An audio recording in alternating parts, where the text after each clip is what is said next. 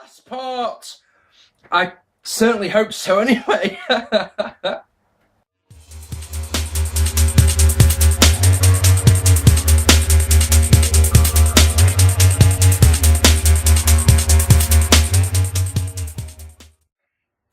Hello ladies and gentlemen, welcome to this, what I'm hoping is the last and fourth part of November's question mark. I'm hoping to get through every question that I've got left in this part, so it might be a bit longer than the other ones, who knows. So should we get on with it? YMCA says, having thoroughly enjoyed your charity show DVD, will you ever do another one? And the answer to that one is I don't know.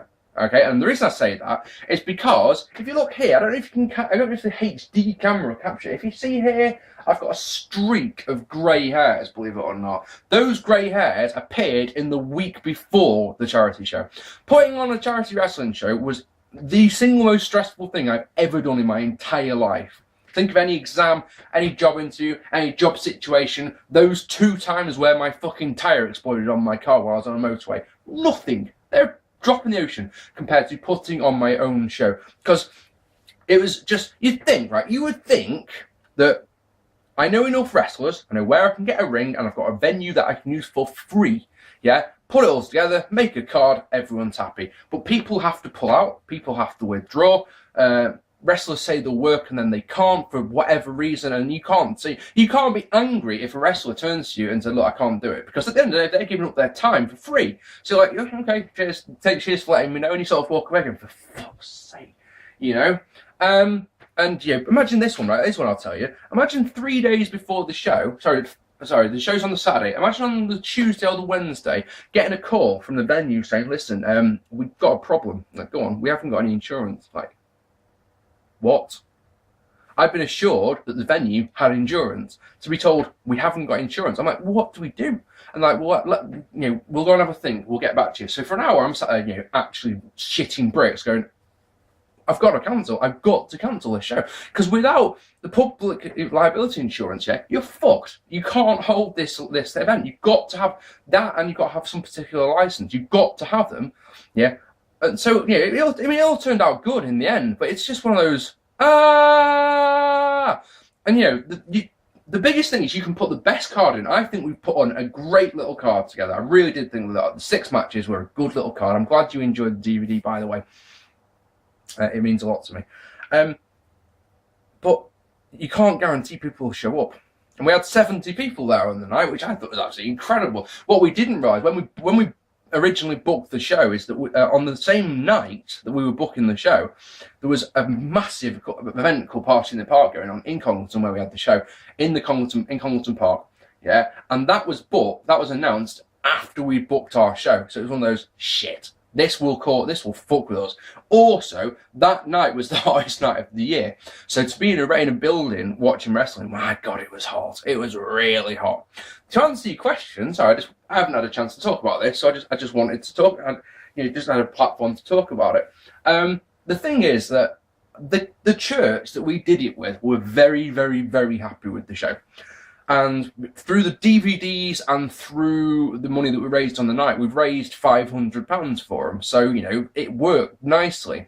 And we learned so much. And we made a lot of mistakes. And we know now what not to do, So what I'll say is I'd like to do another one. How's that sound? Whether we will or not is a different story. Your other question, is a tricky one to answer. I've got this question twice, and I've actually been a bit, wary of doing this part because of this question. But at the end of the day, it's got to be addressed. And what caused the falling out between you and Bobby Cash is the question. Now, either I can be diplomatic here, or I can really lay into Bobby. And I've still got all the emails he sent me, for example. I've got all the text messages are still on my phone down here, and I've got all the tweets that have been sent. I'm really struggling here because there's a lot of me that really wants to let rip. I'm really just, look, this is what he said, this is what he did, this is how it is now, But what I'm going to say is, because we both have to work together at GPW, and because I don't want to put that GPW in a bad light, I'll just say, I said something that Bobby didn't agree with, and Bobby took offence to it, and fell out with me. How's that sound? I'm going to bite my tongue there. There's a lot I want to say about it. I really could let rip. I properly could. But for GPW's sake, I'm not going to. All right? How's that sound? If you really want to know what I'm saying, send me a message on YouTube and I'll reply with all the details. How's that sound? Qasim Ali takes advantage of the fact that I didn't say one question per question. Come on, Mark. Says, would you like to see John Cena versus Randy Orton at WrestleMania 30 for the Unified World Title match? And would you like to see Money in the Bank ladder match at Mania instead of having Money in the Bank pay-per-view every year? So to answer the first question, no, I want to see John Cena versus Undertaker. 2, yes, I'd love to see a Money in the Bank ladder match instead of a Money in the Bank pay-per-view. Absolutely. Do you think Kane's new character as the Corporate? Do you like Kane's new character as the Corporate? Haven't really seen enough of it to judge it so far, is the truth. Do you think Austin will wrestle at WrestleMania 30? No.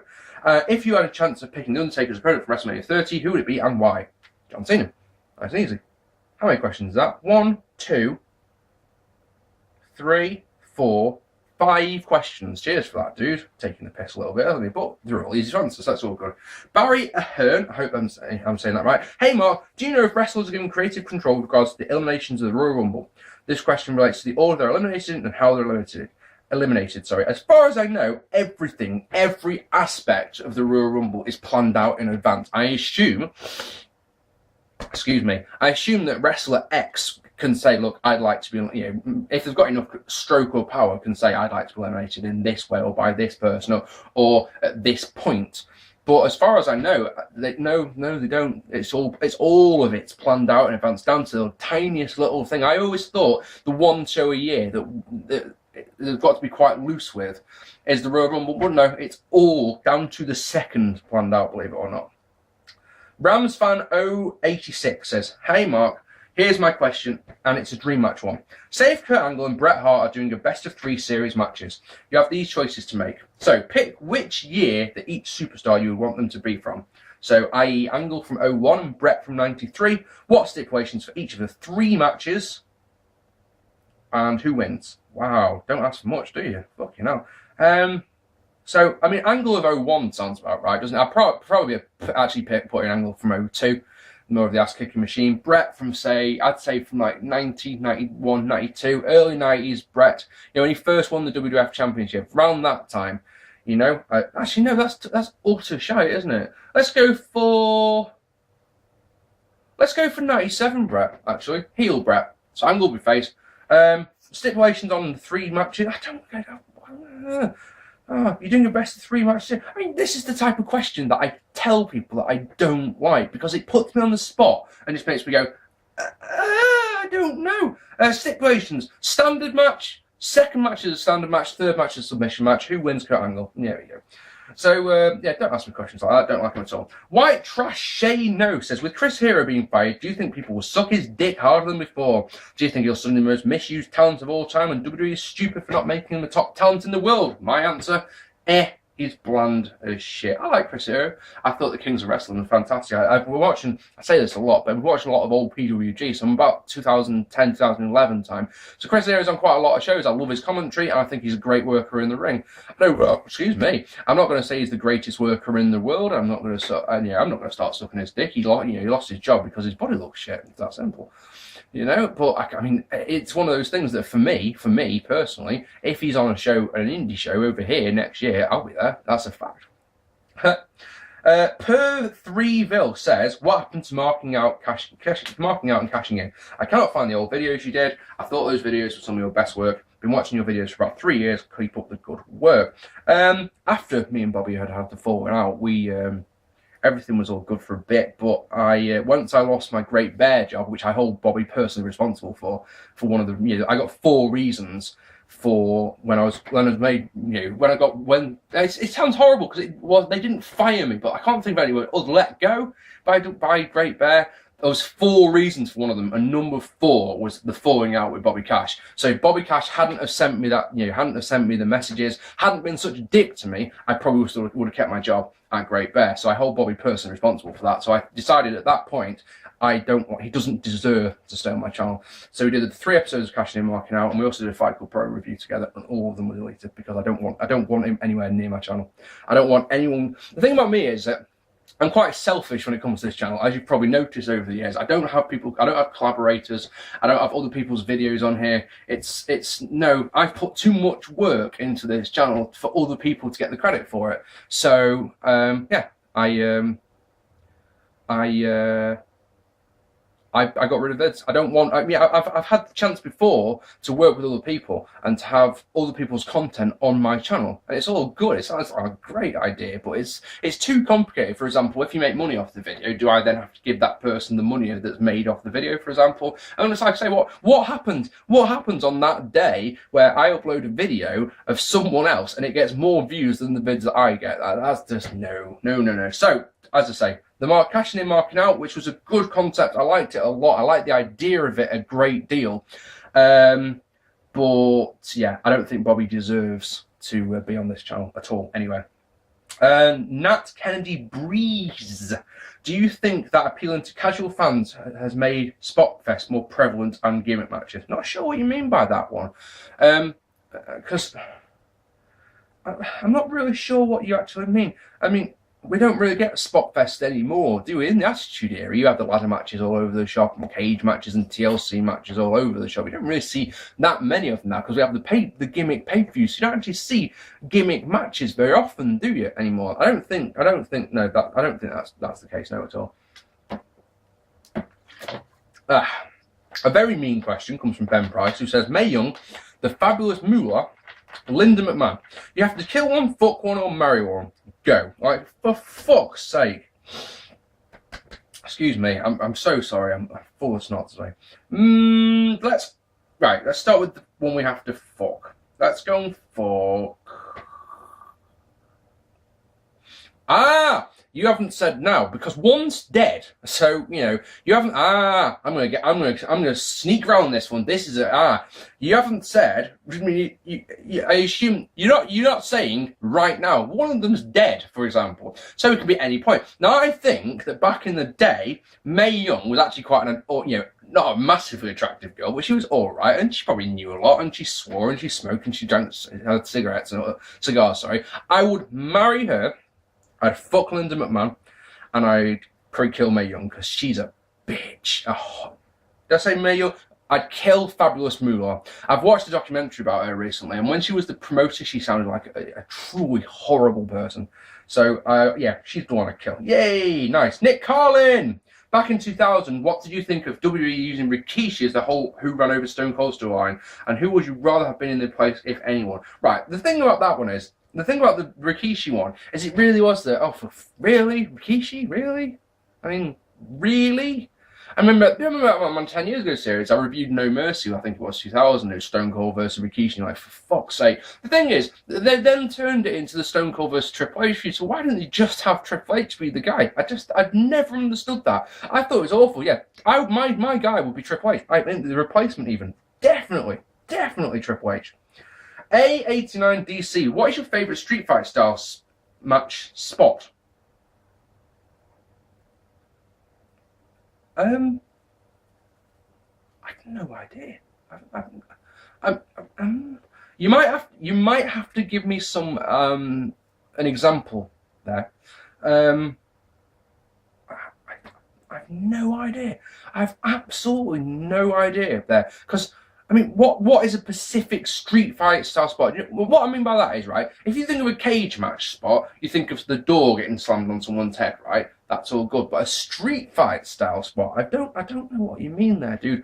Let me know and ask me again on the next quick Q&A is all I can say on that one. Josh Carson says, hey Mark, I asked you the other day if you were going to do a 98 series like 97th Heaven. I think you should call it 98 Great with a question mark. Because I've just recently gone through all the pay-per-views from 98 and it's full of bad finishes in the main events. I'd like to get your thoughts. Thanks, pal. Keep the vids coming. Right, I haven't said this before. What I've always said regarding continuing the 97th Heaven series and continuing it into 1998 is as simple as this, yeah. no one gives a fuck about the 97th Heaven series. The views, if you look at the views, especially since I brought it back, bear in mind how many messages I said, Mark, will you please do the 97th Heaven before you finish it? And it's been, I resisted for a couple of years doing it because I was just like, I don't want to. I brought it back, no one cares. Latest episode, 500 views. So like, do I really want to do another series which gets no views? What I've said is if there's enough demand for a 98 series, I will do it. But at the same time, if it's going to be like this, like the 97th Heaven series, it's not worth my time. Okay, 98 Great is an alright name. Adam Sekafico? Hey Mark, in the spirit of Doctor Who's 50th, if you go back in time and attend one wrestling event, what would you choose? Keep up the good work. Thank you very much. One wrestling event. So many to choose, but I think I'd go from WrestleMania 17. I would love to be part. I'll choose, right, can I choose two? One, maybe a surprise to you, right? And that's the first ever Future Shock. I'd love to go to the Guildhall back in 2004. As Future Shock about in 2014 celebrate their 10th anniversary. I'd love to go back and see just what Future Shock was like at the start, because they've never released DVDs from before. Like what Future Shock 49 was the first one that they brought out on DVD. So there's a whole plethora of shows that just don't exist. I'd pay so much blood and money for them to bring them out. I wouldn't give a fuck about the DVD quality at all. I just would love to see what the old school shows look like. Now, Claudio Castagnoli, him as Antonio Cesaro, has wrestled for Future Shock. I'd love to see that. That'd be amazing. That really would. So that and WrestleMania 17, because it's my favourite pay-per-view, I'd love to be there live. Absolutely love it. Thank you very much. Mark Scholes! What would be your gimmick if you became a wrestler / manager in wrestling? Well, I mean, I would like to play the upper class Cheshire Twit. I really would. I think I've got the accent for it. I've got the contempt. I mean, Jesus Christ, I work at GPW, which is in Wigan, and it's like sometimes I sit there thinking promos in my mind because it would be so easy to get heat from them. With this voice, it was like, oh, come on. But yeah, that's what I'd like to do. I'd like to be the upper class Cheshire Twit. I'd like to be, I've got more money than sense. I'm going to buy the promotion sort of thing. That's what I'd like to do. I'd like to play up my Cheshire roots and the fact that I can pronunciate words. That's exactly it. So anyone who says computer is an easy target straight away, because it's not said like that, is it? It's computer. I'd like to play sort of like William Regal, sort of thing. That's what I'd like. Do you want to do more Brits wrestling than just commentating, like booking or managing? I'd love to be a manager, but just not yet. I think I need more time in the business to get my head around certain things. Booking, not a chance. Not a chance. Booking is hard. I found booking one show where there was no storylines going on was bloody difficult. Do you think WWE's tag team division is the best it's been since the early 2000s? If no, what other tips would you think could improve it? I think it's all right at the moment. It's certainly been worse, but no, I don't. If you can come up with teams, maybe from Brit Wrestling, who would like to see in WWE, who would they be? I've no idea. There's a couple of teams over here that I would like to see. Whether they would work over there is a different thing. My favourite tag team in the Models, they have been since the first Future Shock show I went to, now those are a kick-ass team. I'd love to see them over there. I think Project Ego are a complete package. I really do. There's so many tag teams got over here. The Hunter Brothers are amazing. The Predators are amazing. London Riots are amazing. The guys in Team Single at the moment are doing fantastic as far as I can tell. It's all but of any of them, it's the thing. It'd be all good for me to say I think they should go to WWE. Whether they work or not is a different story. Xbox Guy W13 says, "What is your favourite UK company?" Mine's GPW. While I love working for GPW, and it's an honour to work for GPW.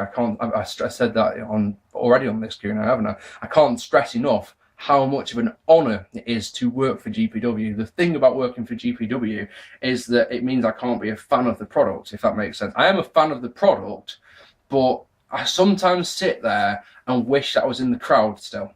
And because of that fact, it's always going to be Future Shock. Future Shock are number one for me. They are they're home. They're my home promotion. I feel my best when I'm there. I couldn't ever imagine working for them. I love GPW, don't get me wrong. I like I say, I can't put into words how much of an honour it is to work for a promotion that's been going for 10 years, for a promotion that is storyline driven, which is what I look for a promotion, that has such an incredible talent roster, that has such dedicated and loyal fans. Except, yeah, could go on and on and on, but my favourite one is Future Show. Podgy Hodgy says, hey Mark, once a person used to be able to use YouTube as a platform to promote videos and get his or her notice online. With various videos on the online community, however, nowadays, YouTube has been monopolised by big corporate organisations and media outlets so that everyday average Joes like me and you would find it hard to become successful on YouTube. Your thoughts on this?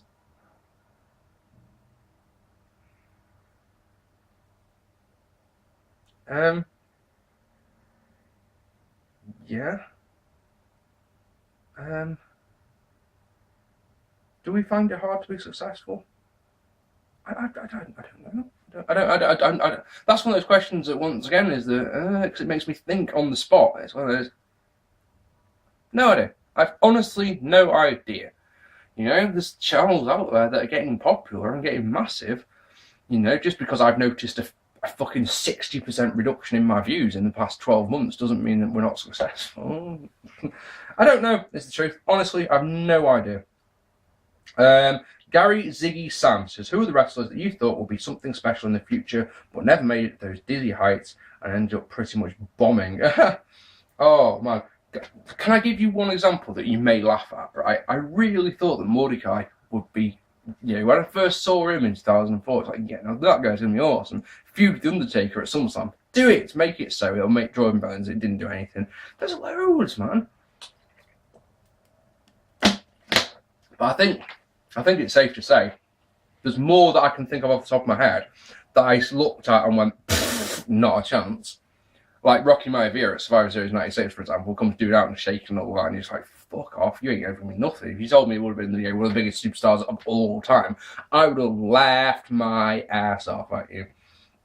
David Johnson says, what was your favourite big spot from a Royal Rumble match? An example being the face-off between Hogan and Warrior 1990. That was fantastic, wasn't it? Just enough of a tease, just enough in-ring interaction to make you want to see that match. Fantastic. I'm going to go with that one. Actually, I'm actually going to go with that. Anyone like that, where where you've got two guys who... I've got to say, though, remember, what WrestleMania was it? Oh, shit. Not WrestleMania, Royal Rumble. I can't remember the Royal Rumble where it went down to Shawn Michaels versus Undertaker. The last couple of minutes were just those two fighting. That was amazing. The Devil's Legacy 1 says, hey Mark, I've got a few questions for you. If you can't answer them all, that's fine, just pick any. What do you think of TNA rehashing WWE's storyline, i.e. AJ Styles taking the belt and walking out of the company because he isn't under contract? I'll tell you this, I'll give TNA credit for this one. They are doing a fuck better job of doing it than WWE did. CM Punk won the belt, fucked off, 1 week later was back. Yay, well done. AJ Styles won the belt, has fucked off with it, is doing it properly, is defending it everywhere, as they should be doing. You know, but if they'd done with Punk what they're doing with AJ Styles now, I think it would have been so much better. So with that one, I have no problem with that at all. Who do you think should enter Taker Street? No one. Who do you think will be facing Taker at WrestleMania 30? John Cena. Hey, all good. Lewis O'Brien says, hey Mark, one question in 2 parts. Out of the 2 Bret Hart versus Owen Hart matches at WrestleMania 10 and the cage match at SummerSlam, which one do you think was better and why? WrestleMania 10 match is a straight 5 stars. It's so nice and simple. Great technical wrestling, massive surprise about who won, great selling, great build, all that. The cage match, I don't think anyone gave Owen a prayer. It was just, and then as soon as that match was done, Owen was shunting back down to the mid card. You know, Owen, that feud was Owen's chance to be a top guy, and you know after that it was a meh. So you know, and 2, what do you think the WWF at the time should have made a? Do you think WWF at the time should have made Owen Hart WWF champion as he was their biggest heel? No, because no one perceived him as their biggest heel. That's the thing. You know, 1 victory over Bret Hart made you wonders for your career, but it didn't elevate him up to a main event status at all, in my opinion. Phenom L37 says, hi Mark, congratulations on reaching another landmark on YouTube, and I keep having fun and the great vids, Bring back the F1 vids in 2014, please. No one watches them. They get 100 views if they're lucky. And I find it very hard to review a race because I want to review it on a lap-by-lap basis, and that'd be a 2-hour-long vid, and that'd be really, really boring, you know? I might. Well, the thing is, at this point of the season, where there's one race left and it's on Sunday, and Vettel's won 8 races on the trot, and I've just completely lost interest. So, with all the rule changes, next season looks pretty damn fantastic, doesn't it? So we'll see. My question is, how the hell does WWE justify keeping Great Khali in a job? I can't imagine he draws that much money from India. So what could it be that I can't see? I've no idea. I mean, why do they keep JTG on the books? I've no idea. They see a use for him. He's still wrestling. They still trot him out most weeks. There's something about the Great Khali that they really, really like, and I've no idea what it. Honestly, I can't tell you. Because my first reaction would be, well, he must draw massive, ratings in India, but clearly that's not the case, is it? Who do you think deserved to be WWF champion, so WWF/WCW champion more? Rick Rude or Mr. Perfect? Now, the pedantic part of me wants to go that WCW champion was Rick Rude. He won the WCW International Championship in the early 90s. But both? Can I say both? I think both of them were really big enough draws to be champion. That's the thing. I'd say both. I'd say both of them were. So, next, Ralph Propaganda. That was Tommy FC96, by the way. Ralph Propaganda says, in every tag team match, pretty much ever, you had a Jannetty, the lesser member of the two, Matt in the Hardy Boys, Christian Edge and Christian, Devon and the Dudley Boys, London in London and Kendrick, and B Squared or Bobby Cannon in his tag team with Cena. The Jannetty is usually determined by how the members of the team cope on their own, with the letter of most of the teams I just mentioned being WWF or World Champion. But my question is, who was the Jannetty in the New Age Outlaws? Has Road Dogg done next to nothing after they split up and Billy just continued to wrestle in more tag teams? What do you think? I've no idea. Because, realistically, they were both about on the same level as each other, weren't they? I mean, Road Dogg may have done more things. I mean, Billy Gunn got the bigger push, didn't he? King of the Ring, for example. But that one, honestly, I'm not really sure about. That's a really tricky one to answer because they're both on, like I said, are both on about the par with each other. So I'd say, if anything, they're both Jannetty. I mean, we were having this conversation the other day when we went to Future Shop, and I was saying that the thing about the New Age Outlaws is, as the New Age Outlaws, they were both fantastic because they masked each other's weaknesses. But when they were left on their own, both of them were terrible. Gunn was a truly terrible wrestler. Road Dogg was all right in the hardcore division, and that's it. You know, and it's just no. I think they're both Jannettys is the case because, like you say, neither of them rose up to the heights of the WWE or World, WCW or whatever World Champion. My God, I've only got 3 questions left. Can you believe that shit? So, Coal Miner's Glove. Hey Mark, WWE has a dictatorship running the company. Normally when something like this is happening in a storyline, it doesn't happen with long where a good guy is put into power. Assuming WWE follows that trend, whom would you like to see fill that role? There's only one man in the whole universe who can fill the good guy role, isn't there? And there's only one man. You've got all this power, all this authority. You've got Triple H, and you've got Stephanie McMahon, and you've got Kane, and you've got Vicky Guerrero, and Brad Maddox as well. Let's just say, after this week's Raw, Brad Maddox is essentially useless. There is no need to have a Raw general manager. Stupid. There is only one man, is there not? There's only one man who can save the day here. The good guy leading the troops into battle will be Vince McMahon. Surely. How on earth we're meant to get behind Vince McMahon? I suppose we're in a choice between Vince and Triple H being all evil. I'm going to go with Vince McMahon. Cheers, dude. Cobretti 20,001 says, why is Rick Rude underrated? He was a superb heel and worker. I don't know. I just don't know. I would encourage anyone to go back and watch, 5 or 6 or 10 of Rick Rude's matches and just go, look how easy it was for this guy to get heat. Wasn't a challenge. There was no challenge for this guy to get heat at all. Not one little bit. None. It was so simple for him. He was a great heel. He was a great worker. I can't answer that question because I love the guy And I wish more people love the guy, and I wish he was in the Hall of Fame so badly, you know. But yeah, he's just what, you know, Coco Beware's in the Hall of Fame, but he isn't. Explain that. If you can explain that one to me, you are a fucking wrestling god. How's that sound? Last question! Lewis O'Brien, you've already asked questions, haven't you? Oh well, never mind. If one more question, Mark. If you could say anyone from British wrestling, sign up to WWE. 1, who would it be? 2, what would you do if you were the booker? Would you change any parts of their characters? Or do you think the character would work in the mainstream? Haven't we already answered this one quite a few times? There's a load of wrestlers that are my favourites that I would obviously love to see on a bigger stage making money doing in the business, yeah? But the thing is that you can take any wrestling guy, the biggest character in wrestling, in British wrestling, and take them to America, and there is no guarantee that either A, the character will get over in the way that it's got over in the UK, or B, if it does get over, Vince McMahon's got to look at it and go, I like that, I like what that guy's doing, I want to put him on my main roster right now. You know, there's no guarantee of that. So it's a tricky one. It's like, and it's like, it's like, let me think, right? There's a character,